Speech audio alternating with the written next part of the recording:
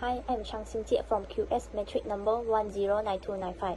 For my video reflection, I have chosen to delve into the topic of dispersion. While it's a term we commonly encountered, the course material reveals a critical gap between simple knowing the words and truly understand the complex reality behind it. I was particularly struck by the sides that said everyone feels sad. However, highlighting that dispersion is the persistent state that impaired function. My goal in exploring this was to move beyond the stigma and grasp the magnitude of this condition, which silently affects so many in our university community and beyond. The presentation provides a framework that was both enlightening and practical. It clearly differentiates everyday sadness from a depression disorder, which is characterized by a profound and persistent loss of interest in hedonia amongst with symptoms like change in sleep, appetites, and energy level. What truly demonstrated critical thinking was connecting the 10 factors to depression. It's not just one thing, it's often a perfect storm. For instance, the financial stress of students can lead to taking on extra work, which contribute to lack of sleep. The exhausted can hamstring feelings, academics pressure, and feeling of worthlessness, which then lend to social withdrawal. Seeing this factor is not insulated issue, but as an interconnected track that can weave together into a depressive state was a key insight. Furthermore, the models of cycle of depression was powerful tool to analyze. It logically maps out the vision cycle, allow mood lens to avoid social and enjoyable activity, which result in less positive reinforcements from lower, thereby deepening to the low moods. It isn't a character flaw, it's a psychological trap.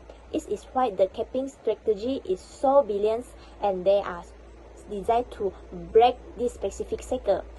Behavior activations, which encourage engaging in pleasant activity even without motivation, is a direct challenge to circle. Similarly, cognitive behavior techniques that help us challenge negative thoughts target the internal settings that fuel the entire process. This isn't just generic advice, it is target logical interventions based on how depression operates.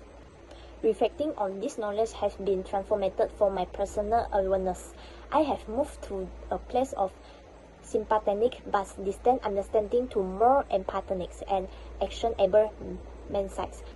The checklist of my mental health, do I need help, was particularly impactful. It provides a clear self-reflection tool to engaging between temporary stress, which can be managed with self-care, and more severe symptoms that warrants professional help. This justified the process of seeking support. A significant personal insight was realizing that self-care like mindfulness and proper nutrition isn't just a luxury, it's a form of maintenance and provisions. The challenge, I believe, lies in consistently applying that strategy before we reach for a crisis point, and in having the courage to gently recommend them to friends without sounding dismissive. This learning has profound future implications for me. I am now more committed to monitoring my own habits, especially sleep and social connective, as barometer for my well-being. More importantly, I feel better inclined to be an active supporter in my community. Now I understand that telling someone to cheer up is ineffective, but inviting them for a walk, normalizing the use of a university resource like Psychons, or simply listening without judgment are powerful acts that align with the core principle of breaking the silence and building a mental health resilience. In conclusion, this deep dive into depression has been one of the most valuable parts of my learnings. It has replaced these conceptions with clarity and judgment with empathy. Depression not as a personal feeling but as a complex condition with identifiable struggle and practicable circle, and most importantly, a clear path toward management and recover.